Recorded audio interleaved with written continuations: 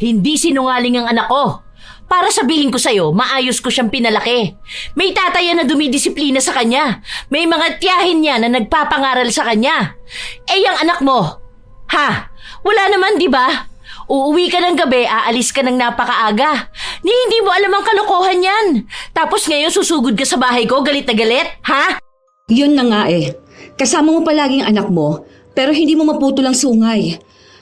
Paano? Sa halip kasi na bigyan mo ng disiplina, sinasabayan mo pa ng pagiging masama. Sa bagay, sino nga naman na magiging idolo niyan? Malamang ang nanay niyang wala ring modo. Ayoko sa lahat yung may nananakit sa anak ko. Aba, kahit na magkamatayan tayo ngayon, ilalaban ko ang anak ko. Hindi ko to palalampasin.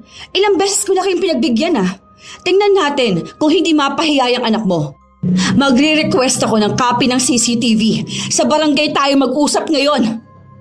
Ang mga bata raw ay hindi nagsisinungaling.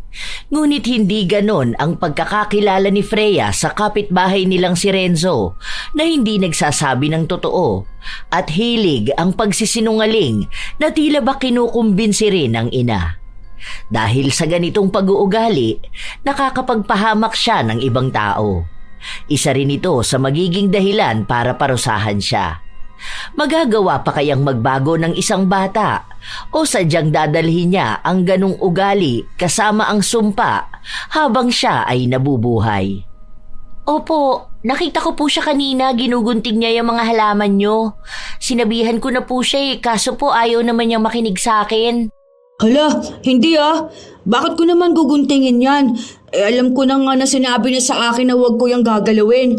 May nakasulat din dyan, Ikaw nang bibintang ka na naman. Hindi mo naman nakita. Nakita ko talaga. Hawak mo pa nga yung kulay blue na gunting Tapos binebilatan mo pa ako kapag sinasabi ko sa'yo na huwag mong galawin. Anong pinapalabas mo rito? Na sinungaling ang anak ko? Ikaw kung ano-ano na lang ang pinagsasasabi mo Mamaya ikaw pa may kagagawa niyan. Opo, siya po talaga, Mami. Tapos nakita ko siya at sabi ko sa kanya na magagalit nga si Ate Lorna. Kaso sabi niya pa sa akin na ano raw po ba ang pakialam ko. Oh, nakita mo na? Ikaw naman pala may kasalanan. Hala, hindi po. Sinungaling ka naman, Renzo. Huwag mong pagsasabihan ng ganyan ang anak ko, Kahit na kailan, hindi namin yan tinuruan na maging sinungaling. May disiplina yan. Baka ikaw ang walang disiplina. Paano? Wala kang gabay ng tatay. Yung nanay mo walang ibang inatupag kundi ang trabaho. Ang bata-bata mo pa, napakasinungaling mo na. Oo nga. Huwag mo sa akin isisi yung mga ginagawa mo, Wala naman akong kasalanan sa mga ganyan. Umalis na rin ang mag-ina sa harapan ni Freya. Dahil siya na ang napagbintangan sa bagay na hindi naman niya ginawa, siya na lamang ang naglinis ng mga kalat. Humingi siya ng tawad habang pilit pa ring nililinis ang kanyang pangalan. Nang pumasok siya sa loob ng bahay, doon lang dumating ang kanyang ina. Halatang pagod ito sa trabaho. Dalawa lang silang magkasama sa iisang bahay dahil sumama na sa ibang babae ang kanyang ama. Ang lola at mga tiyahin naman niya ay nasa malayong lugar. Silang dalawa lang talaga ng ina ang magkakampi, lalo na't bagong lipat lang sila sa bahay na tinutuluyan nila. Ang bahay na tinutuluyan nila ay pag-aari ng pinsan ng ina ni Freya.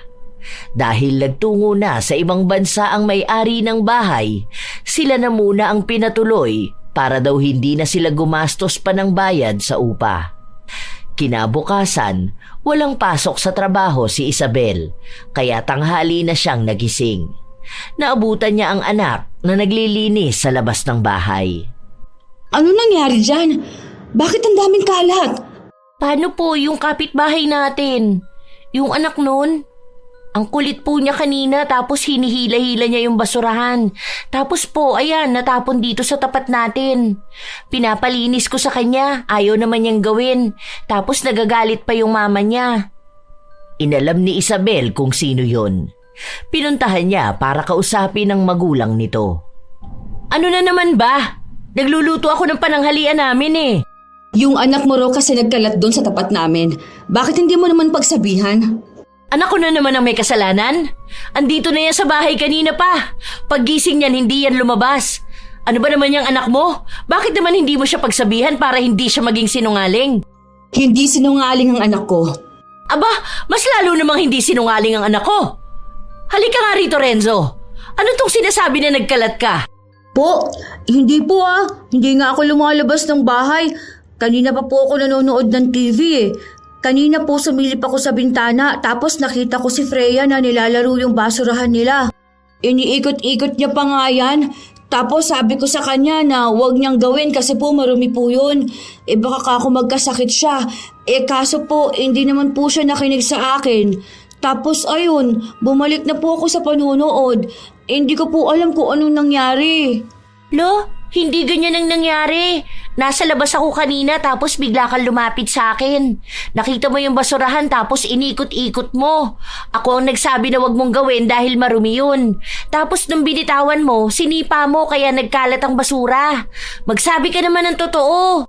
Hoy bata ka, kung talagang totoo yung sinasabi mo, bakit hindi ko nakita ang anak ko na lumabas ng bahay, ha? Dapat kasi dinidisiplina yung mga batang ganyan.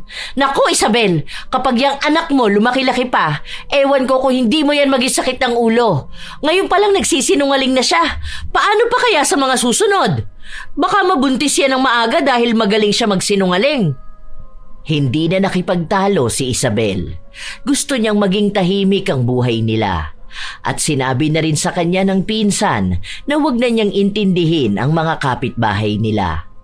Pero kahit na nananahimik na si Isabel, ramdam pa rin niya ang labis na pagkainis. Mama, sorry po Hindi naman po ako nagsisinungaling Kasi sabi niyo sa akin na masama yun. Totoo po yung sinabi ko kanina. Naniniwala naman ako sa'yo. Ewan ko lang dun kay Ira. Halata naman na anak niya ang nagsisinungaling. Bakit po kaya ganun si Renzo? Kinukonsinti kasi ng nanay niya kaya ganun. Tingnan mo, sa huli niyan siya rin ang mahihirapan sa pagiging sinungaling ng anak niya. Ngayon pa lang, pinapakita na niya sa bata na tama lang yung ganun. Ewan ko na lang kapag siya na ang pinagsinungalingan ng anak niya. Baka hindi niya kayanin. Hayaan mo na nga lang. Iwasan mo na lang ang bata na yon ha. Mukhang hindi nadidisiplina ng nanay Tapos kapag napagsabihan, magagalit naman. Ilang araw pa ang nakalipas, sadyang walang nagbago sa pag-uugali ni Renzo. Dahil wala silang pasok sa paaralan, madalas na nasa bahay lang ang mga bata. Dahil mag-isa nga lang si Freya, lumalabas siya para makihalubilo sa ibang mga bata. Minsan naman ay nasa tapat siya ng kanilang bahay. Isang tanghali, habang nakaupo sa tapat ng pinto si Freya, nakita niya si Renzo na may bitbit na patay na sisiw. 2 sisiw yun. Alam niya kung saan yun kinuha ni Renzo. May isa kasi silang kapitbahay na may alagang manok. Mukhang gumawa na naman ng kalokohan si Renzo at umiisip ng paraan kung paanong hindi siya ang sisisihin. Walang ibang bata sa labas.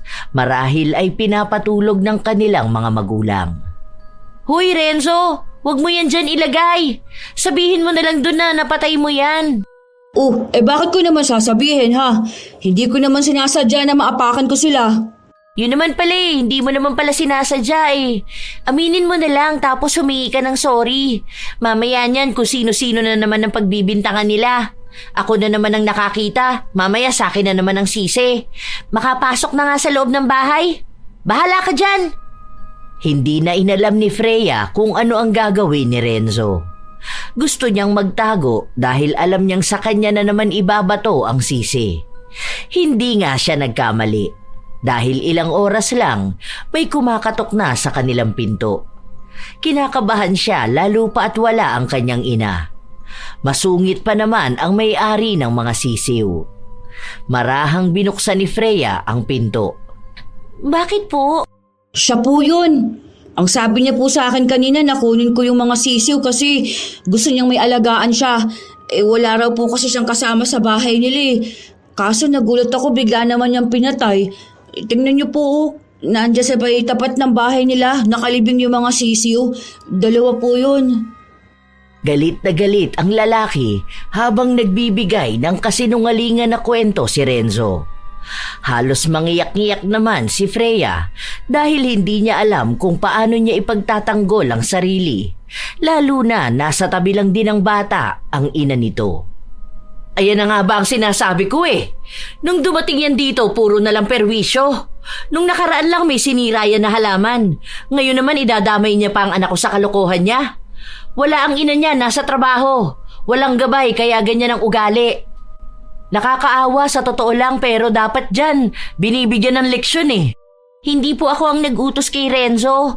Hindi naman po kami magkaibigan eh. Saka siya po ang nakita ko kanina na may hawak ng mga sisiw. Ang sabi niya pa sa akin, hindi niya raw po sinasadyang maapakan ang... Tama lang yan sa'yo. Sa susunod na magsinungaling ka at idamay mo ang anak ko, hindi lang sampal sa bibig ang aabutin mo sa akin. Baka lamukusin ko pa yung bibig mo. Buisit na batang to. Dapat alam ng magulang mo yung ginagawa mo eh. Kung hindi kanya kayang alagaan, kumuha siya ng ibang magbabantay sa'yo. Dapat hindi yung takot na pagsabihan ka kapag nagsisinungaling ka. Hindi naman po kasi akong may kasalanan eh. Si Renzo po yun. Nagsasabi po ako ng totoo. Hindi po ako tinuruan ng mama ko na magsinungaling. Mas lalo naman po ako. Mami parang sinasabi niya na tinuturuan mo ako magsinungaling. Anong ibig niya sabihin doon? Na sinungaling ka rin po? Wala talagang galang ang mga batang ganyan. Napabayaan na ng nanay. Kaya siguro wala yung tatay dahil ganyan ang ugali niyan. Ay nako, ayoko ng stress. Hintayin niyo na lang ang nanay niyan tapos pagbayarin niyo ng utang niya. Huwag niyong palampasin niyang ganyan. Nako, dahil mamimihasa yan. Baka sa susunod nakawin niya ng mga manok mo. Isa pa naman sa ugali ng mga sinungaling ang pagiging magnanakaw. Wala nang iba pang nagawa si Freya kundi ang maiyak. Hindi na rin naman niya kayang ipagtanggol ang kanyang sarili. Lalo pat galit na rin ang lalaking may-ari ng sisiw. Sinabi nito sa kanya na babalik na lang siya mamaya kapag umuwi na ang kanyang ina, para pag-usapan kung paano nila mababayaran ang dalawang sisiw.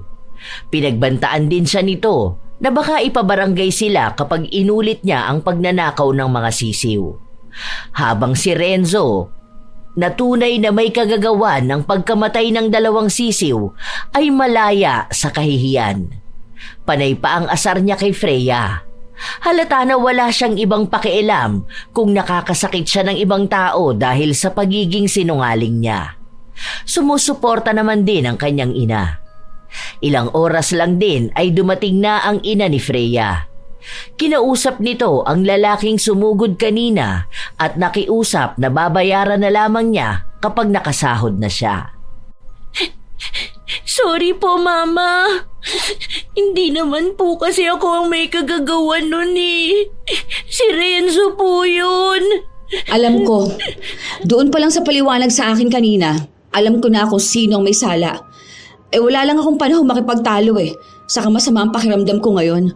Naiinis na ako sa bata na yun. Ang galing magsinungaling. Mukhang naturuan talaga ng nanay. Hindi na po ba siya pwedeng pagsabihan, Ma? Ako po kasi nang ako ang tinuturo niya eh. Wala naman ako ibang ginagawang masama sa kanya. Nakita ko lang naman siya kanina, tapos ako na yung pinagbintangan niya. Nagalit pa sa akin yung mama niya dahil nagsabi ako ng totoo. Ganyan talaga, anak. Nagagalit ang mga taong sinungaling sa marunong magsabi ng totoo. Kahit na anong mangyari, huwag kang gagaya sa ginagawa niya, ha? Dahil hindi man sa ngayon, darating din ang araw na sila ang aani ng ugali na tinotolerate nila. Sila ang nagtuturo sa anak nilang maging sinungaling. Kapag dating ng panahon, sila na ang pagsisinungalingan niyan. At kapag nangyari yon, sila naman ang mahihirapan. Gaya ng kung paano nila pahirapan ng ibang tao. Ganon ang palaging pangaral ni Isabel sa kanyang anak. Hindi lang naman si Renzo ang nakilala niyang batang sinungaling, na sa huli ay naging mabigat na problema ng kanilang pamilya. Kaya naniniwala siya na kung ano ang pinakikita nila kay Renzo ay ang ugali na mararamdaman din nila pagdating ng panahon. Sa mga araw na lumilipas, hindi lumalabas ng bahay si Freya dahil naiisip niya na kapag nakita na naman siya ni Renzo, gagawa na naman ito ng kalokohan at sasabihin na siya na naman ang may kagagawan. Sumapit ang linggo. Walang trabaho si Isabel, kaya lumabas sila ng anak. Nagsimba muna sila bago nagtungo sa mall. Malapit na maggabi nang makauwi sila at nakita nila na nasa tapat ng bahay nila si Ira at ang anak nito. Ano nangyayari? Oh, andyan ka na pala. Alam mo ba ang ginawa niyang anak mo kanina? Anak ko? Wala kami sa bahay buong maghapon ah. 6:00 pa lang nasa labas na kami. Nagsimba kami tapos naggala. Anong pinagsasabi mong ginawa ng anak ko? Galing ka ng simbahan, nagsisinungaling ka? Try mo kaya na isama ang anak mo sa simbahan para siya naman ang maturuan doon kung bakit masama ang magsinungaling. Hindi yung hinahayaan ninyo ng ganyan. Aba, huwag niyo palaging dinadamay ang anak ko. Wala siya rito, kaya malamang yung sinabi ng anak mo, siya ang may kagagawan niyan. Hoy, huwag mo sabihing sinungaling ang anak ko. Mas lalo namang hindi sinungaling ang anak ko. Ano palang ginagawa mo dyan sa bahay namin, ha? Malamang may sinumbong sa'yo yung anak mo na gawa ng anak ko. Sino gagawa nun kung wala kami rito? Baka may ibang nakikita yung anak mo na hindi namin nakikita. Hindi naman po ngayon eh. Kahapon pa po yun. Kasi po nakita ko siya na nagkakalat siya sa bakuran ni Ate Lara. Bakit wala namang sinabi sa akin kanina si Ate Lara? Magkatabi kami sa simbahan kanina. Tapos nakasama pa namin kumain. Kahapon ba? O sige, sandali ha. Tatawagin ko si Ate Lara. Hindi na, wag na. Pababayaan ko na lang to. Pero pagsabihan mo yung anak mo. Sa bahay naman pala ni na Ate Lara eh. Bakit ikaw ang susugod sa bahay namin? Hindi mo naman bahay ang nagkaroon ng kalat, hindi ba? Sus! Kaya ganyan ang ugali ng anak mo dahil masama pala ang ugali ng ina. Sa bagay, kahit naman mahulog ang bunga, hindi naman malalayo sa puno. Sana, yan din ang sabihin mo sa anak mo. Kaya siguro sinungaling yan eh, kasi may pinagmanahan. Hindi ako sinungaling ha? Ano, gusto mo bang saktan ko pang anak ko sa harapan mo? Ha? Aray ko, Mami! Oh, ayan. Masaya ka na ba na nasaktan ko na ang anak ko para lang sa'yo? Para naman matahimik ka na. Mukhang ako lang ang pinag-iinitan mo eh. Hindi ang anak mo ang pangaralan mo. Talagang kukwestiyonin mo pa kung paano ko palakihin ang anak ko? Na lagi kong kasama kaysa dyan sa bata na palagi mong iniiwan tapos wala pang tatay? Ano naman sa'yo kung walang tatay ang anak ko? Kesa naman may tatay nga, hindi naman ramdam sa bahay. Bakit? Akala mo ba ikaw lang ang tsismosa? Gusto mo na lang maging personalan to. Hindi pa ba? Pinag-iinitan mo ang anak ko eh. Ayoko magkaroon ng gulo o magkaroon ng kaaway. Pero ikaw itong talak ng talak. Sasaktan mo pa ang anak mo sa harapan ko. Anong pinaparating mo sa akin sa ginagawa mo? Saka wala kang pakialam kung iniiwan ko ang anak ko dahil lang sa kailangan ko magtrabaho. Hindi ikaw ang bumubuhay sa kanya. At napangaralan ko yan. Kaysa intindihin mo ang anak ng iba, mas maganda sana kung ang anak mo ang atupagin mo. Baka kapupunan mo sa ibang bata, palala ng palala ang ugali ng anak mo.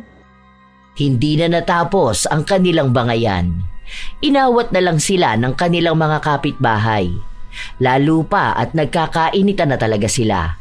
Walang handang magpatalo. Dahil sa nangyari, sa paglipas ng ilan pang mga araw, minsan ay nagkakaroon sila ng bangayan. Hanggang isang araw, bigla na namang ulit sumugod si Ira. Masaya pa naman ang mag-ina na kumakain ng nilutong merienda ni Isabel. Ano na namang nangyayari? Hindi pa lumalabas ang anak ko. Ano tong sinusumbong sa akin ng anak ko? Sinabi niyang walang yamong anak na tsismosa ako? Aba, at kailan pa ako naging tsismosa, ha? Masama yang ganyan. Dapat alam mo rin ituro sa anak mo na huwag siyang mambibintang. Sinabi mo yon?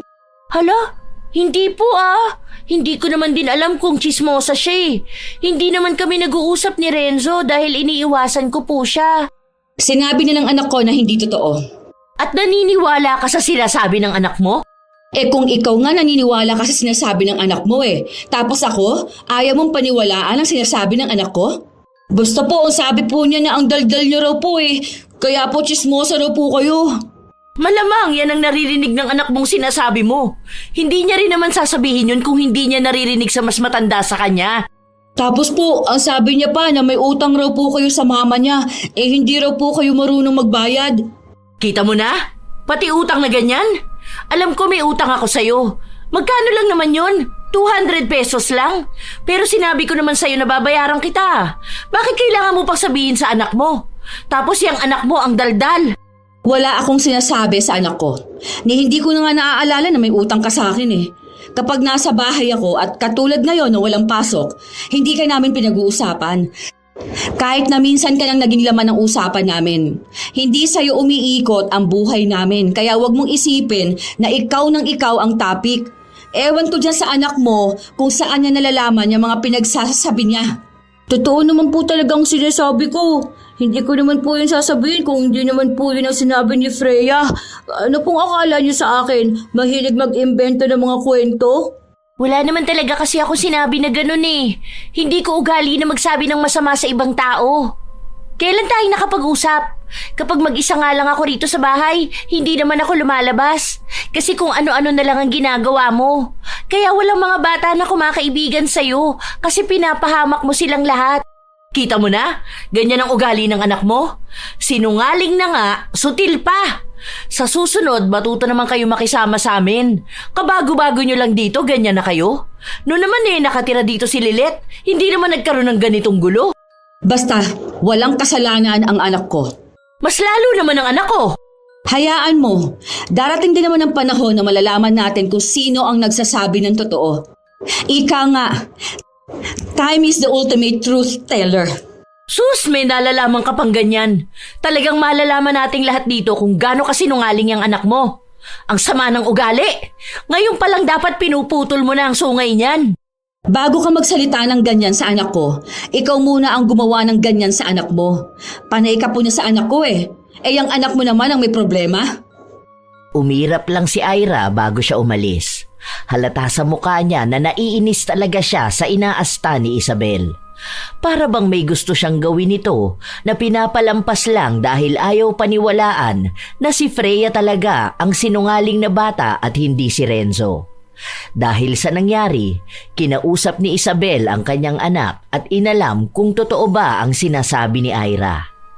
Hindi po Kahit na sino po ang kausap ko, hindi naman po ako nagsasabi ng masama sa kapwa ko.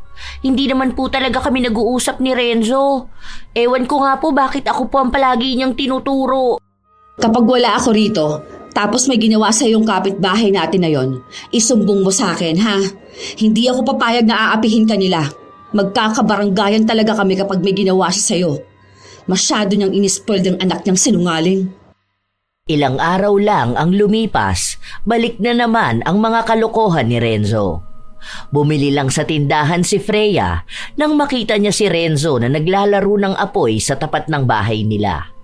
Nagsusunog siya ng plastik at saka niya iwiniwisik sa paligid. Hoy, wag mong gawin yan! Kapag nakatama ka ng ibang tao dyan, makakasakit ka pa. Eh ano bang pakialam mo ha? Huwag ka kasing dumaan dito para hindi ka matalsikan. Paano naman yung ibang tao? Saka baka makasunog ka pa niyan. Kaya nga tinuturo sa school na dapat hindi naglalaro ng apoy dahil baka makasunog ka. Dikit-dikit pa naman ang mga bahay natin dito. Hindi naman to nakakasunog eh. Ang saya kaya nitong laruin. Saka ang daming plastic dito Para nga wala nang maging basura. Hay, bahala ka dyan. Mamaya niyan, ikaw na ang matuluan yan. Ewan ko na lang kung di ka umiyak. Kasasabi lang ni Freya at iyon na nga ang nangyari. Sa pagsindi ni Renzo ng isang plastik, tumulo ito sa kanyang paa. Napasigaw siya sa sakit at taranta naman na lumabas ng bahay ang kanyang ina. Mami, sakit po ng paa ko. Diyos ko po! Ano ba yung nangyayari sa'yo? Mami, ang sakit po. Sobrang sakit po. Mami, huwag niyo pong galawin. Sobrang sakit po talaga. Mami. Agad na inasikaso ni Ira ang kanyang anak. Binuhusan niya ng malamig na tubig ang paa nito. Pero umiiyak pa rin sa sakit si Renzo. Ramdam ng kanyang ina ang sakit, kaya isinugod siya sa ospital, lalo pat malaki ang parte ng paa niya na natuluan ng plastik na may apoy. Nang kinagabihan, umuwi na rin ang dalawa. May balot ang paa ni Renzo at ang ina nito ay galit na galit. Hindi pa umuuwi si Isabel Kaya mag-isa lang si Freya na humarap kay Ira. Wala po talaga akong ginawa. Sinabi ko na po sa kanya na huwag siyang maglalaro po ng apoy kasi baka mapaso siya. Hindi naman po siya nakikinig sa akin. Kung pwede lang kita patayin ngayong bata ka! Pasalamat ka hanggang pagsampa lang ang ginawa ko sa'yo! Hayop ka! Gusto mo pa ipahamak ang anak ko? Tapos ikaw pa to magsisinungaling! Hindi ko naman po talaga ginawa yung sinasabi niyo sa akin eh. Wala po akong kasalanan doon. Pinagsabihan ko na po siya. Pero sabi niya lang po sa akin, wala po akong pakialam. Magsisinungaling ka pa talaga? Ha? Grabe ka na! Ganyan ka talaga pinalaki ng nanay mo. Parehas lang kayong walang kwenta. Kapag may masamang nangyari sa anak ko, dahil sa kagagawan mo, baka hindi ko na alam ang susunod kong gagawin sa'yo. Nuknukan ka na sinungaling! Ilang taong ka pa lang oh! Buisit ka! 3 beses na sinampal ni Ira ang bata. Wala siyang awa na nararamdaman dito dahil galit na galit siya sa isinumbong ng kanyang anak. Kahit na wala naman siyang patunay na si Freya nga ang may kagagawan. Basta ang alam niya lamang, kapag galing sa kanyang anak ang mga sumbong, yun ang totoo. Takot ang tanging nararamdaman ng bata, lalo pat sinabi sa kanya ni Ira na ipapakulong daw ang kanyang ina sa oras na sugurin at awayin siya. Dahil ayaw ng bata na mapahamak ang kanyang ina, hindi niya ito isinumbong. Pero kahit na hindi siya magsalita, tila baramdam ni Isabel na may nangyayari sa kanyang anak. Lalong naging malakas ang kanyang kutob nang makitang may pasa ito sa pisngi. Maputi si Freya, kaya mabilis lang makita kapag may kakaiba sa kanyang balat. Ano nangyari sa'yo? Ano yan? Bakit may ganyan ka? Po? Alin po? Ano po kasi? Huwag kang magsisinungaling sa akin. Anong nangyari dyan? Sino may gawa niyan sa'yo? Ano po? Ano po kasi? Hindi ako natutuwa sa kagaganyan mo, Freya. Ano nangyari sa'yo, ha? Mama, huwag ka po makikipag-away ha. Baka kasi ipakulong ka nila. Kawawa ka po doon. Saka sino pong makakasama ko? Sa mga salita pa lang ni Freya, alam na ng kanyang ina kung sino ang gumawa nun. Kahit napigilan pa siya ng anak, hindi nagpaawat si Isabel na pumunta sa kanilang kapitbahay. Kahit na gabi na, wala siyang pakialam. Kahit na makabulabog pa siya ng mga kapitbahay, hindi niya palalampasin ang pananakit ng kanilang kapitbahay. Pagbukas pa lang ng pinto, agad na sinampal ni Isabel si Ira. Tarantado ka ba? Bakit mo ako sinampal? Walang hiya ka! Wala kang karapatang saktan ng anak ko! Kung ako nga, hindi ko siya sinasaktan! Tama lang niya sa anak mo. Binibigyan ko lang siya ng leksyon. Hindi mo kasi alam kung paano disiplinahin eh. Alam mo bang napahamak ang anak ko ng dahil sa kanya? Kung may isang ina na hindi marunong dumisiplina ng anak, ikaw yon. Hindi ko pa alam kung ano nangyari dyan sa anak mo, pero sigurado akong puro lang kasinungalingan ng sumbong niyan sa'yo. Hindi ka man lang ba nahihiya sa sarili mo, ha? Alam mo sa sarili mo na nagsisinungaling ng anak mo, pero sa ibang tao mo sinisisi ang pagkakamali niya. Hindi sinungaling ang anak ko. Para sabihin ko sa'yo, maayos ko siyang pinalaki. May tataya na dumidisiplina sa kanya. May mga tiyahin niya na nagpapangaral sa kanya. Eh, yung anak mo, ha? Wala naman, di ba? Uuwi ka ng gabi, aalis ka ng napakaaga. Ni hindi mo alam ang kalokohan yan. Tapos ngayon susugod ka sa bahay ko, galit na galit, ha? Yun na nga eh. Kasama mo palagi ang anak mo, pero hindi mo maputol ang sungay. Paano? Sa halip kasi na bigyan mo ng disiplina, sinasabayan mo pa ang pagiging masama. Sa bagay, sino nga naman na magiging idolo niyan, di ba? Malamang ang nanay niya na wala ring modo. Ayoko sa lahat yung may nananakit sa anak ko. Aba, kahit na magkamatayan tayo ngayon, ilalaban ko ang anak ko. Hindi ko to palalampasin. Ilang beses ko na kayong pinagbigyan. Tingnan natin kung hindi mapahiya ang anak mo. Magre-request ako ng copy ng CCTV. Sa barangay tayo mag-usap ngayon. Tinotoo ni Isabel ang sinabi niya. May CCTV ang kapitbahay nila na nahahagip ang bahay ni na Ira. Kaya doon mas madaling makikita kung may gumawa nga ba ng masama kay Renzo o pinipilit lang na ibaling sa ibang tao ang sisi. Katulad ng kwento ni Freya, yun ang lumabas sa CCTV. Nasa barangay na sila, pero kahit nakitang-kita na ang katotohanan, ayaw pa rin tanggapin ni Ira na anak niya ang may pagkakamali. Anong akala niyo sa akin, tanga? Uso na ngayon ng AI. Malamang pwede niyong ipa-edit yan. AI? Tingin mo ba may oras pa mag-edit, ha? Ayan na nga, oh. Kitang-kita na yung anak mo ang mag-isang naglalaro ng apoy. Tapos nung napaso siya, sa anak ko na ang sisi? Halata naman na pinagsasabihan siya. Palagi mo kamong kasamang anak mo, di ba? Bakit hindi mo mabantayan ang ginagawa niya? Talagang hinahayaan mo siya na maglaro ng apoy? Paano na lang kung nakasunog siya ng bahay? Ano yan? Damay-damay na. Lahat tayo niyan perwisyo nang aabutin. Naglalaro lang naman ang anak ko Malamang bata pa yan. Anong utak yan? Sinasabi mo ngayon na bobo ako? Ayokong makipagtalo sa tanga.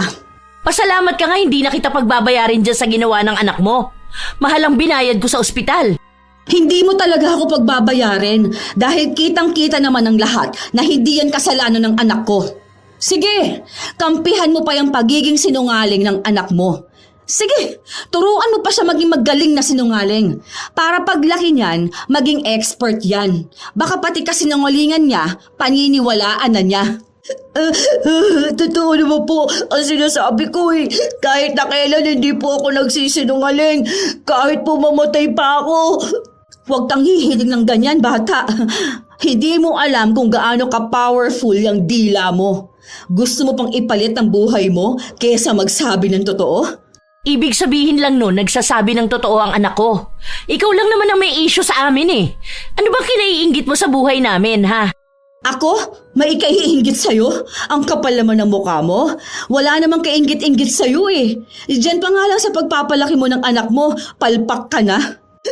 Huwag niyo na po awayin ang mami ko. Lagi niyo na lang po yung ginagawa sa kanya. Mabait naman po ang mami ko Kayo po ang palisugot sa bahay namin. Tapos po kapag sumasagot si mami, sinasaktan niya po siya. Kaya nga po natatakot na ako magpakita sa inyo Dahil pati po ako sinasaktan ninyo. Kanina nga po, sinampal niyo ako Hindi yan totoo. Nagsisinungaling ka na naman. Malamang mama mo yan Kaya kakampihan mo siya. Kapag nagsabi ka kasi ng totoo, baka paluin ka niya. Hindi ba? Natatakot na ako sa inyo.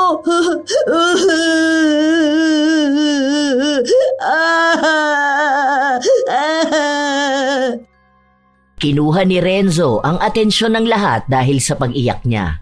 Tila ba napunta sa kanya ang simpatya at siya na ang naging tama sa paningin ng mga taong naaawa sa kanya.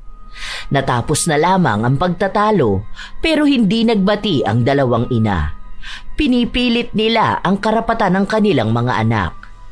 Ilang araw pa ang lumipas sa tuwing makakasalubong ni Isabel si Ira o kaya ang anak nito, palaging taas ang kanilang noo na para bang pinaparamdam sa kanya na kahit na anong gawin nila, sila pa rin ang magwawagi. Kahit na galit si Isabel, isinasantabi na lamang niya ito. Nagbabalak na siyang lumipat ng bahay pero hindi talaga kaya ng kanyang sahod na mangupahan. Malapit lang din ang trabaho niya kung dito sila titira. Pinipilit niya pang bigyan ng pagkakataon si Renzo na baka kaya pang magbago ng batang yun. Pero mukhang magbabago lang siya kapag may kakaiba ng parusa ang papataw sa kanya. Isang araw, maagang nagising ang mag-ina dahil magsisimba sila. Inutusan muna ni Isabel ang kanyang anak na bumili ng tinapay na kanilang magiging almusal. Pagkarating ni Freya sa panaderya, nakita niya si Renzo na katatapos lang bumili. Oh, baka mamaya may mangyari na naman sa'yo Tapos sa akin mo na naman isisisi. Ikaw naman talaga may kasalanan ng lahat Alam mo Renzo, dapat sumama ka sa amin magsimba Mas maganda yun para malaman mo na ang pagiging sinungaling ay kasalanan. Palagi din ako nagbabasa ng Bible. Gusto mo ba ipahiram ko sa'yo? Sa school din, tinuturo yon sa values. Perfect kaya ako dyan. Perfect ka pala? Bakit ka pa nagsisinungaling? Hindi naman ako nagsisinungaling eh. Nagsasabi lang ako ng totoo, tapos yun ang paniniwalaan. Makalis na nga. Kanina pa naghihintay si Mami. Pagbaba ni Renzo, hindi niya napansin na may pusa na nakaharang, kaya nang iwasan niya ito ay nadapa siya. Bumagsak sa lupa ang mga binili niyang tinapay. Nagkalat talaga ito. Nais pa sanang tumulong ni Freya, pero agad na tumayo si Renzo at tumakbo pa uwi sa kanilang bahay. Naiisip na lamang niya na baka nakaramdam ito ng hiya, lalo pat may mga nakakita ng pagkabagsak niya. Ngunit nang makauwi si Freya, sumalubong sa kanya ang pag-aaway ng kanyang ina at ni Ira. Nandito pala tong anak mong magaling? Bakit po? Ano po nangyayari? Aba talagang nagmamaang-maangan ka pa ngayon? Hindi mo alam kung anong kalokohan na ginawa mo sa anak ko, ha? Hindi mo ba maalala na tinulak mo siya kaya napahiya siya? Tapos natapon ng mga pinabibili kong tinapay? Ako po? Hindi ko po siya tinulak. Nadapa po siya ng kusa. Kahit itanong niyo pa po sa mga taong nakakita.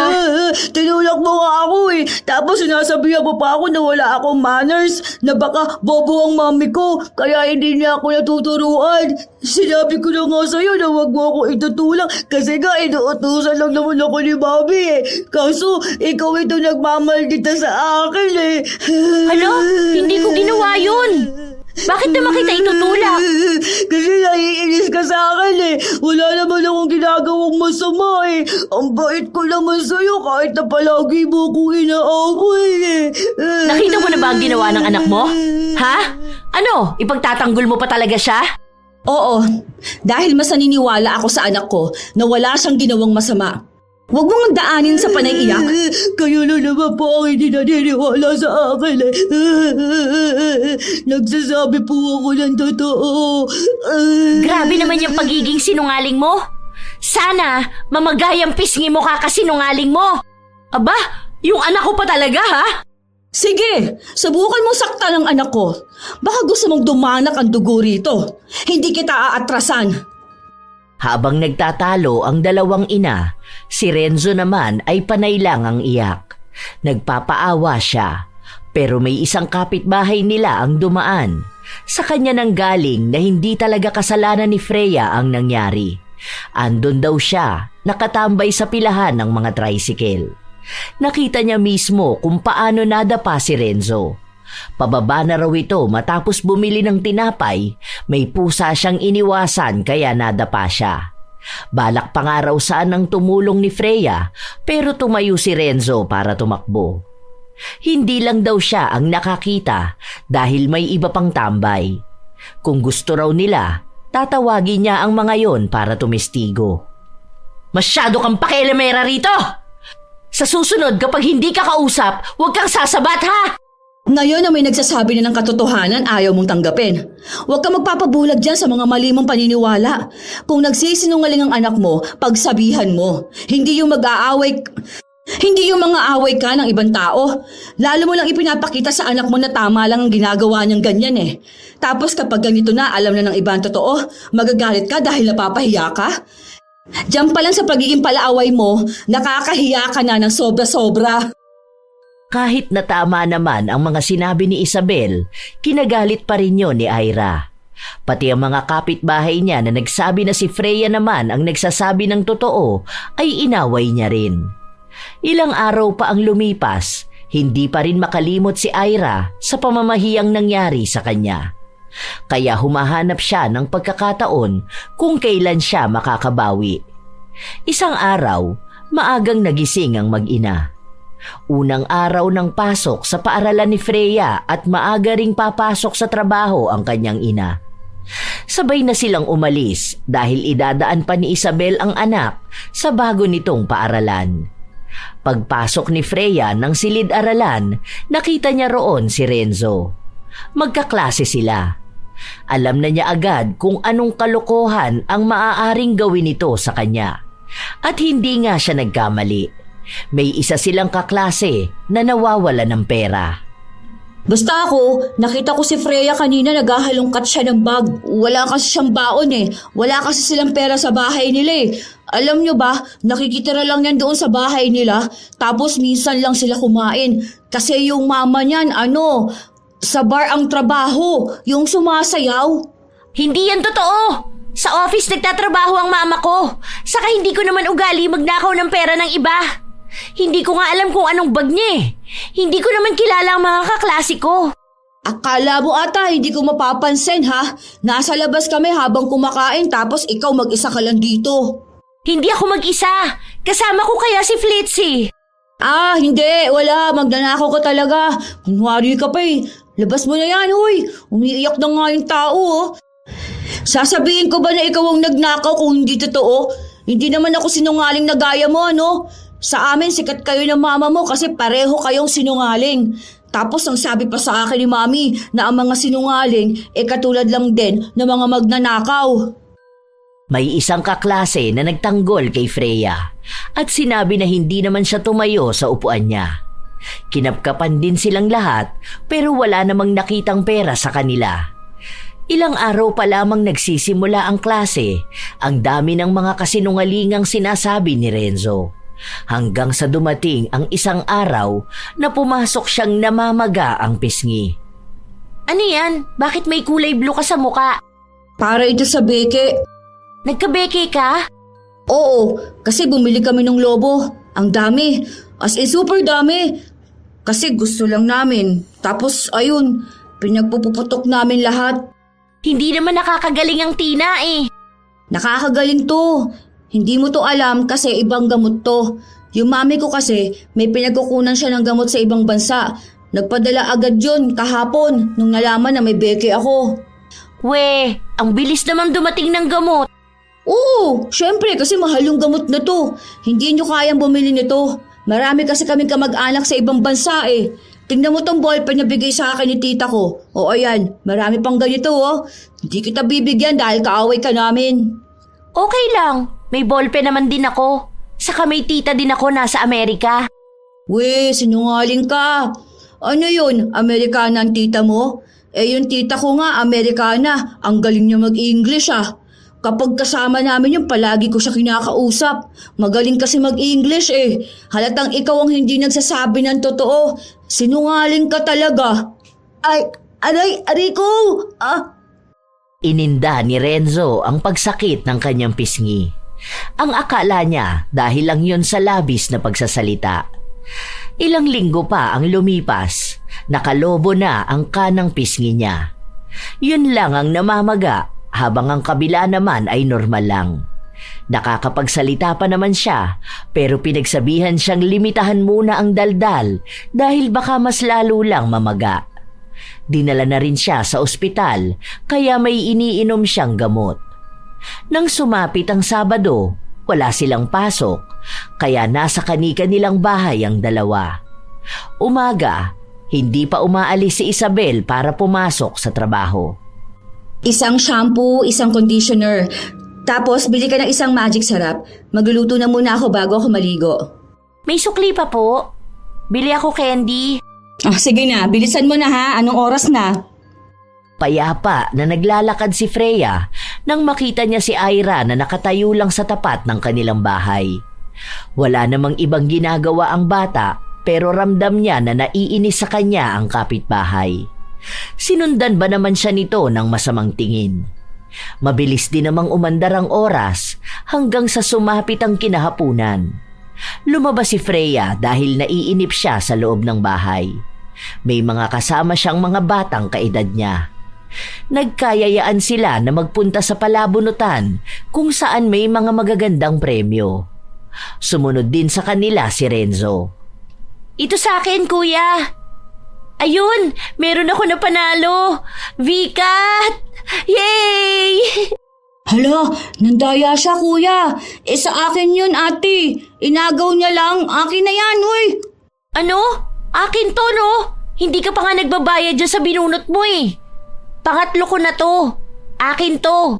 Akin yan. Madaya ka. Di ba kuya, nakita mo naman na sa akin to? Ang daya nito. Mga agaw ka talaga eh. Pilit na nag-aagawa ng dalawa. Hindi rin nagpapatalo si Freya dahil ipinaglalaban niya na sa kanya talaga yun. Noong una, hindi pa sila inaawat. Pero sa huli, kay Freya pa rin ibinigay ang premyo. Nakakainis ka naman. Akin dapat yan eh. Ako ang bumunot nito. Wala kang ang pera para maglaro tapos sasabihin mo na ikaw ang nanalo.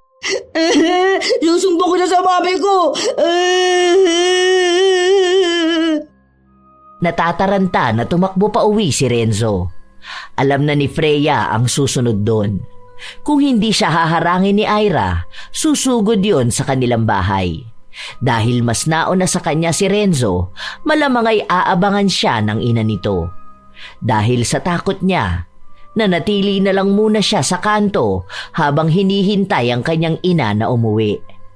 Nang makita siya ni Isabel, agad na nagtaka ito. Natatakot kasi ako, ma. Baka kasi mamaya sabunutan na ako noon. Sabi niya pa naman nung nakaraan kapag nainis siya sa akin, hihilahin niya raw ang buhok ko. Pero ako naman talaga yung nanalo sa palabunutan kanina eh. Sa akin nga binigay ni kuya. Halika na, umuwi na tayo. Akong bahala sa kanya kapag inaway ka niya. Malayo pa lang sila, tanaw na nila si Ira na handa nang makipagtagisan ng salita. Nakapamewang pa ito habang hinihintay silang dumaan. Pero si Isabel, wala siyang pakialam sa inaasta ng kapitbahay. Iniisip niya na kung papatulan niya ito, mauubusan lang siya ng enerhiya. Wala rin naman siyang mapapala dahil hindi uso kay Ira ang pagtanggap ng pagkakamali. Panay lang ang daldal nito sa kanilang mag-ina. Kung ano-ano na lang ang sinasabi kahit na hindi naman dapat. Paulit-ulit na lang sa kung paano pinalaki ni Isabel ang kanyang anak. Kung bakit wala itong tatay. Kung bakit sinungaling si Freya. At dahil hindi niya ito pinapansin, mas lalong nanggalaiti sa kanya si Ira. Talagang bastos ka? Yan talaga ang gusto mo ipakita sa anak mo, no? Hindi ka pa ba tapos magsalita? Hindi ka nagsasawa? Hindi ba mas bastos ka? Yan din ba ang gusto mong makita ng anak mo na tamang gawin? Hindi ka ba napapagod, ha? Ang bigat ng energy mo. Ako kasi yung napapagod para sa'yo eh. Paano? Kinakawawa niyang anak mo ang anak ko. Kakawawain ng payat na bata ang anak mong lalaki? Hanggang kailan ka mga away ng iba, ha? Para dyan sa anak mo? Ikaw naman, ha, Renzo? Hindi ka ba nahihiya na umiiyak ka dahil lang sa hindi nanalo sa palabunutan? Ano ba yung anak mo, Ira? Ilang taon na ba yan? 3 years old? Baliw ka ba? Ay, pagod ako. Gusto ko pa naman na sana magpahinga. Kaso, ikaw yung ayaw magpahinga. Alam mo, huwag kang masasaktan sa mga sinasabi ko sa'yo, ha? Kung hindi mo kaya magpalaki ng anak, pwede naman tayo magtulungan eh. Ituturo ko sa'yo yung turo sa akin ng nanay ko. Baka kasi wala kang nanay na gumabay sa'yo. Ay wow! Talagang ganyan ka magsalita sa akin? Anong akala mo sa akin? Walang nanay kaya walang nagtuturo ng tamang asal? Hindi yan sa akin galing. Ikaw mismo ang nagsabi niyan, ha? Dahil yun naman ang gusto mo iparating sa akin. Ano bang tingin mo sa akin? Perpekto ka bang ina, ha? Hindi ako perpektong ina. Dahil wala namang perpekto sa mundo. Ang ginagawa ko lang ay ang pagiging ina na alam kong kaya ko. Sige, alam ko na ang pinaglalaban mo ngayon ang pagiging ina na tingin mong tama para sa anak mo. Ganon din ako sa anak ko. Ang pagkakaiba lang siguro natin, yung hindi ko hinahayaan ang anak ko na makaagrabyado ng iba dahil sa pagiging sinungaling niya. Alam natin pareho. Kaya tanggapin mo man sa harapan ng anak mo o hindi, alam kong alam mo na may pagkakamali ka sa pagpapalaki mo sa kanya. Kung tingin mo wala, baka ikaw na mismo ang maling napalaki ng magulang mo. Kilala mo ang anak mo. Alam mo kung nagsasabi siya ng totoo. Sana doon pa lang ikaw na ang dumidisiplina sa kanya. Hindi yung ganyan na ikaw pa talaga mismo ang nagtutulak sa kanya para maging sinungaling. Hindi ko tinuturuan magsinungaling ang anak ko. Hindi mo alam kung paano ko siya pinapalaki. Hindi ko nga alam. Sige, hindi mo siya tinuturuan. Pero hinahayaan mo naman siya maging sinungaling. Alam mo, sa ginagawa mo, malaking pagsisisi ang aabutin mo kapag laki niyan. Alam na niya kung paano manindigan sa kasinungalingan. Darating ang araw niya na magmamakaawa ka sa kanya para sa katotohanan. Kaya naman mag-aampangan ng batang yan eh. Lahat ba naman ang sinasabi niya kasinungalingan? Darating ang araw na yan. Kahit na nagsasabi siya ng totoo, wala nang maniniwala sa kanya. Sa lahat naman ng tao rito sa paligid natin, wala namang naniniwala sa anak mo eh. Dahil alam nila kung gaano yan kasinungaling. Pinalala mo ba naman eh? Ewan ko sa mga sinasabi mo. Basta iisa lang ang alam ko. Kakampi ako ng anak ko. Kaya kayong mga umaaway sa kanya, lahat kayo, kalaban ko! Hindi na kumibo pa si Isabel. Wala nang kahit anong salita ang magpapabago sa kaisipan ni Ira. Paniniwalaan lang nito kung ano ang nais niyang paniwalaan at ang kasinungalingan yon ng kanyang anak. Sa mga araw na lumilipas, hindi pa rin natitigil si Renzo sa panay niya pagsisinungaling. Hanggang sa 2 na niyang pisngi ang namamaga. Hindi na siya makapasok sa kanilang paaralan dahil sa nangyayari sa kanya. Dahil doon, natigil siya sa pag-aaral. Labis ang pagtataka nila dahil walang ibang gamot na nakapagpapatanggal ng sakit ni Renzo. Minsan pa ay umiiyak ito kapag nakakaramdam siya ng kirot. Isang gabi, habang mahimbing ang tulog ng lahat, nagising ang karamihan matapos na marinig ang sigaw ni Renzo. Sigaw yon ng sakit. Madalas na ganon ang nangyayari. Pero hati ang paniniwala ng mga nakakarinig. Ang iba, sinasabi na totoo ang sakit na yon. Ang iba na may rason lang daw nila para mambulabog ng mga kapitbahay. Kinabukasan, halatang masama ang pakiramdam ni Isabel dahil hindi siya masyadong nakatulog sa ingay ni Renzo. Nak, bili mo nga ako ng gamot sa tindahan. Sakit na ulo ko. Nakakainis sa mga ingay ng mga kapitbahay natin, no? Ay, buti na lang wala akong pasok ngayon. Galing po ako sa tindahan kanina, tapos may mga taga-barangay na nasa bahay nila. O bakit daw? Hindi ko po alam eh, pero kasi nagagalit si Kuya Vic. Hindi raw po sila makatulog dahil sa ingay ni Renzo. Wala siguro naniniwala sa kanila na nasasaktan yun ngayon. Paano ba naman? Sino bang maniniwala sa taong puro nilang kasinungalingan sa katawan? Yun ang sinasabi ko sa'yo, kaya ayokong nagsisinungaling ka. Kasi kapag nakilala ka nila bilang sinungaling, kahit pa katotohanan na ang sinasabi mo, wala nang maniniwala sa'yo. Opo, hindi naman po ako nagsisinungaling.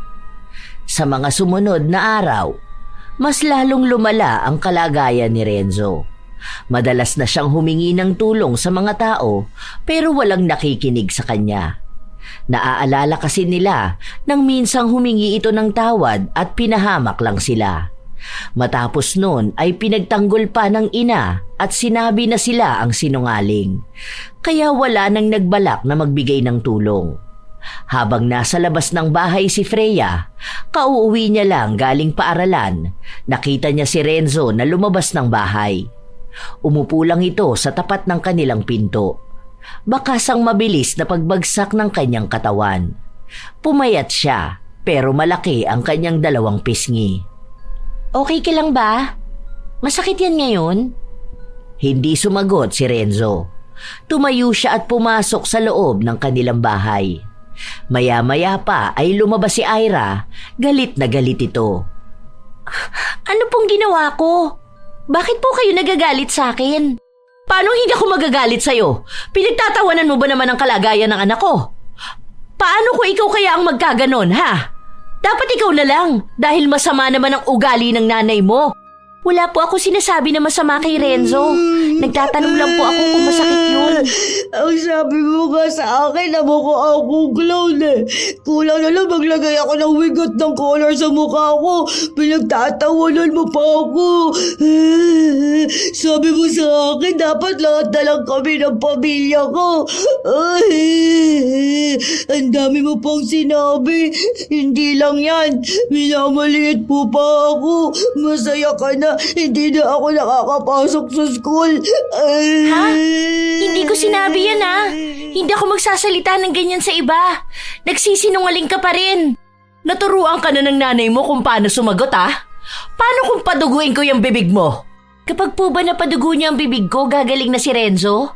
Hindi po ba dapat turuan niyo na lang siya ng magandang asal kaysa po ang magalit kayo sa iba? Ngayon ako naman ang pinapangaralan mo. Ano bang alam mong bata ka, ha? Hindi mo pa nga kaya ang sarili mo pero kung umasta ka dyan, akala mo alam mo ang ginagawa kong pagpapalaki sa anak ko? Ang alam ko lang po, hindi po dapat nagsisinungaling. Kaya huwag po kayo magagalit sa akin. Hindi na naghintay pa ng salita si Freya. Tumakbo na siya papasok sa loob ng kanilang bahay. Kahit na nakasarado na ang pinto, panay pa rin ang salita ni Ira. Hindi siya natitigil sa pagsasalita ng masasakit sa bata, na para bang hindi siya umaakto sa kanyang edad. Kahit bata ay papatulan. Sa mga linggo pang lumipas, hindi na lang si Freya o Isabel ang inaaway ni Ira, maging ang kanilang mga kapitbahay. Kung sino-sino na lang kasi ang tinuturo ni Renzo na nang aasar o nang aaway sa kanya. Pinapatulan din naman ng mga kapitbahay nila si Ira, lalo pa at matagal na rin silang naiinis sa kanya. Iisa lang naman ang problema nila, ang pagiging sinungaling ni Renzo. May nakapagsabi pa na baka ginagaba na rin si Renzo dahil sa pagsasabi niya ng mga bagay na hindi naman totoo. Ilang beses silang pabalik-balik sa barangay kung sino-sino ang nagpapatawag kay Ira, hanggang sa may isa na umabot na talaga sa pagpapapulis matapos niyang manakit ng bata. Isang gabi, nabulabog na naman silang lahat matapos na magwala ni Ira. Wala kayong karapatan na sabihing sinungaling ang anak ko dahil hindi siya sinungaling. Kayo rito ang pumapatol sa bata kung ano-anong sinasabi niyo sa kanya. Lumabas si Isabel para pagsabihan ng kapitbahay. Baka naman pwede magpaawat ka na muna. Anong oras na? May mga tao dito na gusto magpahinga oh. Ano bang akala mo? Ang buhay namin iikot lang dyan sa anak mo? Hindi ba talaga yan nagsasawa na magsinungaling ha? Kaya hindi gumagaling ang pamamaga ng pisngi niyan eh. Ngayon lumalabas na masaya ka. Isa yung anak mo sa mga nanlalait sa anak ko. Lahat kayo rito kinakawawa ang anak ko. Okay, sige na. Oo na, lahat na kami pinagtatawanan niyang anak mo. O ano, gusto mo yung katotohanan ha? Hindi lang anak mo ang pinagtatawanan dito. Hindi lang kasi akong mahilig makisali sa mga chismis eh. Pero alam mo ba, na pati ikaw pinagtatawanan na? Sa halip kasi natulungan mong anak mo na gumaling, mas inuuna mo pang mang-away ng iba. Buti sana kang tinuturuan mo yan ng mabuting asal eh. Sana sabihin mo sa kanya na magdasal siya o kaya humingi siya ng tawad sa pagiging sinungaling niya. Baka sakali na yun ang magpagaling sa kanya. Eh kaso wala eh. Kahit pa makalaban mo mga tao dito sa lugar natin, hindi naman basta gagaling yung anak mo. Sige na, hindi na siya nagsisinungaling ngayon. Kasi nilalait na namin siya. Oo na, mukha na siyang clown. Ang laki kasi ang pisngi niya eh. Oh, baka magalit ka pa rin sa katotohanan ha? Oo pala, kaaway niyo ang katotohanan. Ayan, pinapakita mo na ang tunay mong kulay. Nagtatago ka pa kunwari sa pagiging mabuting ina. Sana mangyari na lang din to sa anak mo. Feeling ko hindi naman yan mangyayari sa anak ko. Hindi siya sinungaling tulad ng anak mo. Hindi mo talaga pansin yun? Ha? Na walang naniniwala sa anak mo maliban sa'yo? Sige, sabihin na natin na dahil anak mo nga siya, di ba? Ang nanay talaga ang dapat na naniniwala sa anak. Pero magtaka ka naman kung lahat ng tao hindi na naniniwala sa kanya. Ang dami ng pinahamak ng anak mo eh. Tingnan mo, pati sarili niya ipinahamak na niya. Ewan ko na lang kung pati kayo mapahamak dahil sa kanya. Hindi naman po ako sinungaling. Tigilan mo yung pag-iyak mo, be. Walang naaawa sa'yo. Nagbumukha ka lang lalong nang hihingi ng simpatsya mula sa iba. Pero po, totoong sinasabi ko po eh. Inaaway naman talaga nila ako eh. Saka po masakit naman po talaga itong nararamdaman ko po eh. Tignan mo nga mga tao sa paligid mo. Naniniwala ba sila sa sinasabi mo? Hindi, di ba? Kasi may mali sa'yo. Ipinakilala mo kasi ang sarili mo bilang sinungaling. Ngayon, sa tuwing hihingi ka ng tulong, hindi sila nagbibigay dahil nga kilala ka na nila. At ito namang nanay mo, sa halip na tulungan kang magbago ang ugali, pinalalala ka pa. Kaya walang ibang dapat nasisihin dito kundi ikaw, Ira. Ikaw ang nag-iisang tao na nagdala sa ganyang kalagayan sa anak mo. Hindi po ako sinungaling. Hindi yan talaga ang sinasabi ng mga tao. Hindi mo kailangan paulit-ulit sabihin sa amin na hindi ka sinungaling. Dahil dapat, una pa lang, alam na namin yun. Pero hindi naman yun ang katotohanan na pinapakita mo. Ang pagpapakilala mo sa aming lahat, sinungaling ka. At iisang tao lang ang naniniwala sa'yo. Kaya kahit ipagsigawan mo pa sa mundo na katotohanan ang sinasabi mo, hindi ka paniniwalaan. Dahil nanay mo lang ang maniniwala sa'yo. Sana maintindihan mo to, di ba? Iisa lang ang ibig kong sabihin. Huwag kang magsisinungaling. Maayos naman ang pagkakasabi ni Isabel pero hindi pa rin ito tinanggap ni Ira. Pinagpilitan niya na kahit na minsan ay hindi nagsinungaling ang kanyang anak. Palagi niya raw itong sinasabihan na magsabi ng totoo. Kaya siya naniniwala sa kanyang anak dahil ramdam at nakikita niya na nais na sirain ng ibang tao ang mahal niyang anak. Sarado ang kaisipan ni Ira, kaya malabo rin na matuto ang kanyang anak sa pagkakamali na nagawa nito. Isang gabi, nabulabog na naman silang lahat dahil sa pagsigaw ni Renzo. Humihingi siya ng tulong sa mga taong nakapaligid sa kanila. Panay siya katok sa mga bahay pero walang nagbubukas sa kanya. Walang may pakialam sa sinasabi niya. Kahit na anong pilit niyang ipaliwanag na nagsasabi siya ng totoo, ayaw siyang paniwalaan. Ganon nakatindi ang paniniwala ng mga kapitbahay nila na nagsisinungaling siya. Ganon din sana ang gagawin ni Isabel. Ang hayaan na lamang si Renzo dahil baka may plano na naman itong ikapapahamak nila. Pero mapilit ang kanyang anak. Baka po kasi mamaya totoo na yun. Kawawa naman po siya. Ewan ko, duda pa rin ako sa kanya. Andiyan naman ang tatay niya, bakit hindi siya matulungan, di ba? Alam mo naman ang ugali ng bata na yun. Tapos sa huli, yung nanay niya magwawala na naman. Eskandalosa pa naman yun. Kahit na nag-aalangan si Isabel, nagbukas siya ng pinto. Doon ay napatakbo palapit sa kanya si Renzo. Bakas ang pagod at takot sa mga mata ng bata. Dagdag pang nakakaramdam siya ng sakit sa kanyang pisngi. Tulungan mo kami. Ang kirot. Tulungan mo si mami ko. Ano nangyari? Totoo ba yan? Mamaya hindi na naman ha? Baka may plano kayo ng mami mo. Nasaan ang tatay mo ha? Wala po siya. Hindi pa po siya umuwi simula kahapon. Aray! Nasasaktan po ako ngayon. Pero mas kailangan po ni mami ng tulong. Nagsasabi po ako ng totoo. Aray! Namimilipit na sa sakit ng kanyang panga at pisngi si Renzo dahil ito sa pagsasalita. Pero kung hindi siya magsasalita, mapapahamak naman ang kanyang ina na inaatake. Nang makapasok sa loob ng bahay si Isabel, nakita niyang nakahandusay sa sahig si Ira. Agad siyang humingi ng tulong sa mga kapitbahay. Nang siya na ang nagsabi, sakalang naniwala ang mga tao. May sumama sa kanya na itakbo sa ospital si Ira. Ang dalawang bata naman ay nanatili sa bahay nila. Magiging okay din si mami mo. Masakit pa ba yung nasa pisngi mo? Parang ang bigat din yan, ano? Baka mapahamak siya. Aray! Ang sakit talaga. Huwag ka na lang muna magsalita. Ay, may yelo kami rito eh. Lagay mo dyan sa pisngi mo. Ano kaya nangyari sa'yo, no? Ba't kaya hindi pa yan gumagaling? Bakit hindi sila naniniwala sa akin?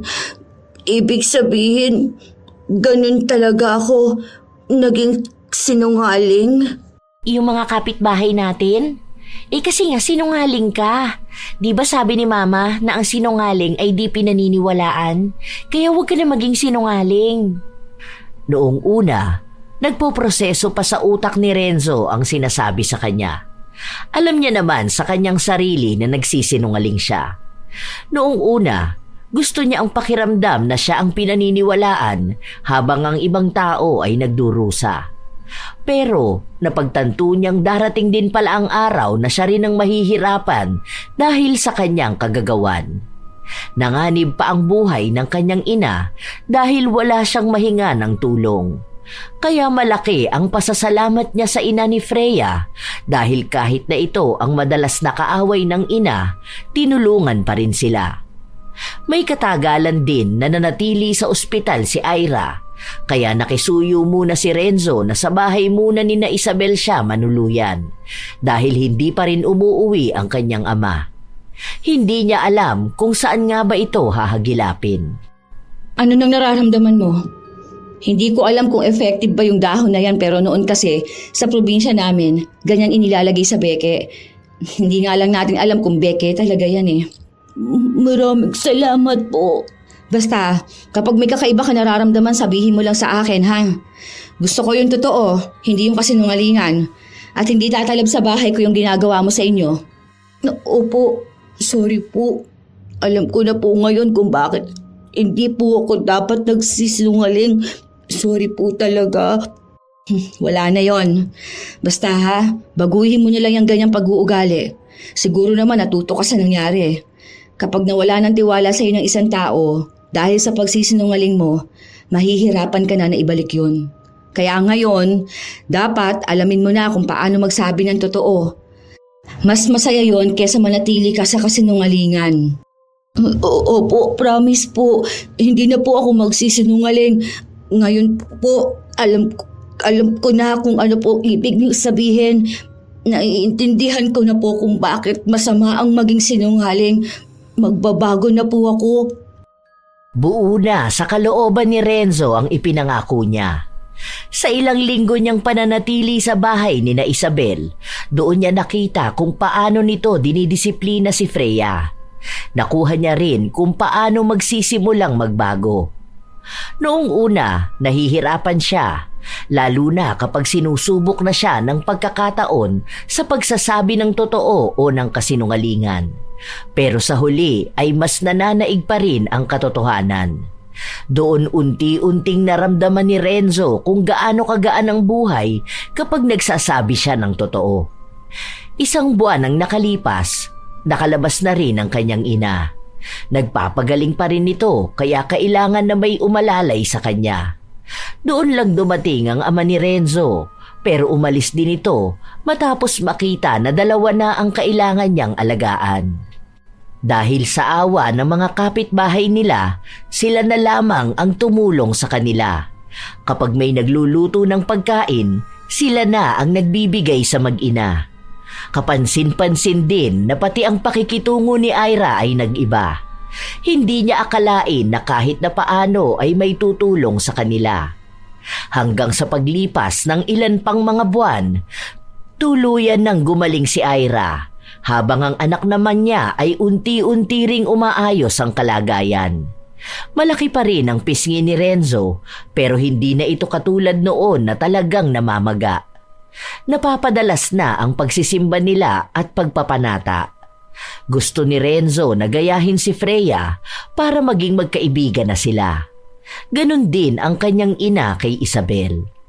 Mabuti naman maayos ka na. Kahit papaano nakakalakad ka na mabilis. Sa pagsasalita na lang talaga.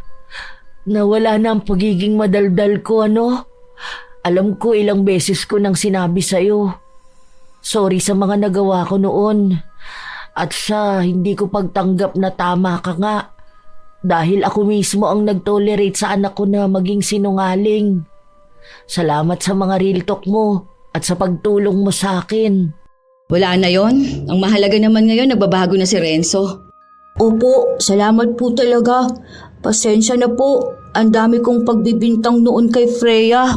Siya lang kasi yung palagi kong nakikita na mag-isa. Kaya siya ang pinagbibintangan ko. Ang pangit po pala talagang tingnan yung ganito. Sabi ko sa'yo mas maganda talaga kapag honest ka palagi. Tingnan mo, wala ka nang nakakaaway. Tapos may mga nakikipaglaro na sa'yo. Tama ka nga, maging perfect na ulit ako sa values. Saka hindi mo na ako aagawan sa palabunutan. Sana gumaling na rin yung mukha mo para hindi ka na mukhang clown. Freya, ano na naman yan? Di ba ang sabi ko huwag kang manlalait ng tao? Hindi naman yata pandalait yun. Nagsasabi lang siya ng totoo. Kasi mukha naman talagang clown ang anak ko. Nagtawanan na lang sila habang nag-uusap. Naging magkaibigan sina Isabel at Ira, maging ang kanilang mga anak. Pati ang kanilang mga kapitbahay ay unti-unti na ring nagbibigay ng tiwala sa pamilya ni Renzo. Humingi na rin sila ng tawad sa ibang tao na nadamay dahil lang sa pagiging sinungaling ng bata na si Renzo. Ang iba ay nagpatawad naman sa kanya dahil sa bata pa siya. Ang ilan naman ay naghihintay ng tunay na pagbabago mula sa kanya. Tinitingnan nila kung hanggang kailan kayang panindigan ni Renzo ang kanyang pagbabago. Pero iisa lang ang alam ng bata, na pananatilihin niya ang pagsasabi ng katotohanan dahil alam niyang ito lang din talaga ang magbibigay ng laya sa kanya laban sa galit ng mga tao. Dahil siya na ang nagsasabi ng totoo, doon niya nakilala naman ang ibang mga tao na katulad lang ng dati niyang ugali. Mga nagsisinungaling. Wala sa edad ang kasinungalingan, pero para sa kanya, kahit pa makalaban niya ang iba, basta magsasabi siya ng totoo. Dahil mas matimbang pa rin talaga ang isang katotohanan laban sa libong kasinungalingan. Mayroon talagang mga tao na hindi kayang talikuran ng ugali ng pagiging sinungaling. Ang akala nila, sa pamamagitan ng panlilinlang ay sila ang laging nasa ibabaw, na kaya nilang paikutin ang mundo sa mga salitang hindi totoo.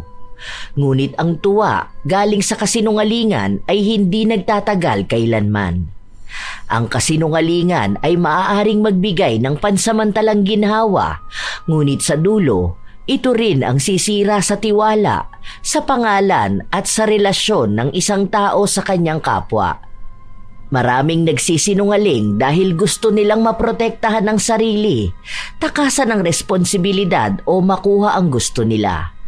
Ngunit ang hindi nila naiintindihan, bawat kasinungalingang sinasabi ay parang paglalagay ng bitak sa pader ng tiwala. Kapag paulit-ulit na ginagawa, darating ang araw na tuluyang guguho ang pader na yon at wala nang maniniwala kahit pa magsabi na sila ng totoo. Maaari pa na ang pagsisinungaling ng isang beses ay kaya pang mapatawad, ngunit hindi ang paulit-ulit. Kaya mahalaga na bata pa lamang ay ituro na ang pagiging tapat at ang pagkakaroon ng magandang asal. Dahil ang mga bata, sila ang mas madaling bigyan ng aral. Kung ano ang nakikita nila, yon ang kanilang ginagaya. Kaya dapat ipaunawa sa kanila kung bakit masama ang pagsisinungaling. Kung sa murang edad ay ituturo na sa kanila ang kahalagahan ng pagsasabi ng totoo, paglilinaw at pagiging responsable sa salita, lalaki silang may dangal at integridad. Dahil tunay na magulang din ang mag-aani ng anumang pag-uugali na naitanim nila sa kanilang mga anak. Katulad na lamang na ang pagsisinungaling, kapag natutunan na ng maaga, ay nagiging ugaling mahirap ng baguhin. Tunay man na ang katotohanan ay hindi palaging madali, lalo na sa damdamin. Minsan, ang katotohanan ay nakakasakit din. Pero sa huli, ang katotohanan pa rin ang magdadala ng tunay na kapayapaan ng isip at damdamin. Kaya sa mga mahilig magsinungaling, tandaan ninyo na ang katotohanan ay hindi kalaban, kundi kasama mo sa pagharap sa realidad. Maaaring hindi laging maganda ang katotohanan, ngunit ito lamang ang matibay na pundasyon ng tiwala at respeto. Ang pagsasabi ng totoo ay hindi lamang tungkol sa pagiging mabuting tao. Ito ay tanda ng lakas ng loob. Madali ang magsinungaling, pero ang magsabi ng totoo, lalo na kung mahirap, ay gawa ng taong matapang. At para naman sa mga magulang at guro na gumagabay sa mga bata, turuan silang magsabi ng totoo at magkaroon ng integridad. Turuan silang aminin ang pagkakamali, humingi ng tawad at itama ito. Dapat talaga mga apo, bata pa lang ay natuturuan ng magsabi ng totoo dahil mas mahirap na silang mabago kung kinalakihan na nila ang kasinungalingan. Kayo ba ay may mga taong nakilala na sinungaling kahit na bata pa lang? Ano rin ang inyong opinyon tungkol sa ating bagong kwento? Naway may magandang aral kayong natutunan kung saan ang pagsisinungaling ay hindi nagdudulot ng maganda sa inyong buhay. Shout out sa ilan sa mga masusugid na tagapakinig ng mga istorya ni Lola Telang. V. Begiras, Army Dal, Hasmin Reyes, Reza Cambalisa, Irene Benavides, Vanessa Vio, at sa mga mananahi ni Jessa Vasquez, ang Bottoms Up Apparel Angels na sina Vanessa Ala, Vener Ala at John Mark Lamoste.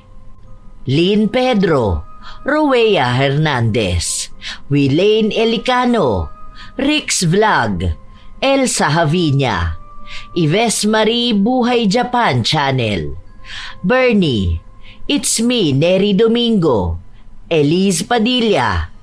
Shout out din sa inyo, Kimberly Pahadan at kina Lola Edith Sereno, Lola Nena Lalata, Tita Eva Roque at sa Sereno Sisters, Merly Padilla, Elez Zel, Joanna Ibanez, Lea Lumentigar, May Ann Infante, Jessa Mozo at Nika Reyes, Maria Benitez, Maan Estrada, Tara Dabi, Pasiano Guerrero, Elgin TV Vlog, Ami Pacana, Noemi Garcia Pabunan, Liza Rosario, Migraine Girl, Marisa Villanueva, May 90.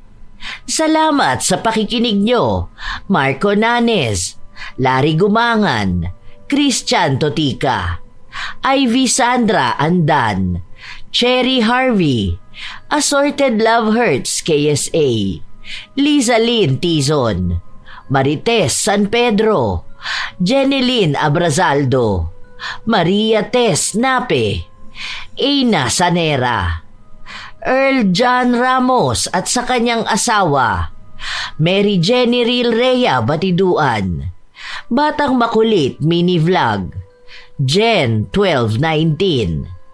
Shout out sa inyo mga mahal kong apo, Sydney Crosswind, Supladang Pasaway, Lovely Rose Roa, Kimpoy Feliciano, Hazel Fiesta, Marida Lightworker, Gia Gigi, Francisco Neng at Jeremy Saranillo Francisco, Matt Sarol, Mel Santarita, Esteli Reyes at sa Reyes family ng Marikina City, AJ Chua ng Subic Zambales, Vicky Yabut, Roy Lacandalo, Josefina Fuelias, Febe Rañada, Mike James Tapak, Will Maleses, Leonisa Cobo, Lurian Vitalicio, Jenny Suzuki, Raquel Hasegawa, Maria Lee Nakagawa, Lynn Hasegawa, Elise Padilla, Lydia Lopez,